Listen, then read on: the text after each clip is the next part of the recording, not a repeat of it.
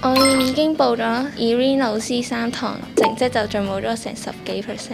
大家好，我係麥嘉樂，我而家讀緊中一級，讀緊 St. Stephen Girls College， 大約3堂左右，進步咗大約好似10幾%都有。教得幾好㗎，佢會教我嗰啲文言文，例如邊啲要重要記啦，有時候可以查得到嘅嘢就查啦，唔好查嘅嘢就唔好查。都幾好用㗎，入邊有嗰啲咩修辭手法，如果喺題目上問你有咩好處嘅話，你直接背翻成句都抄翻落去，基本上可以攞到3%。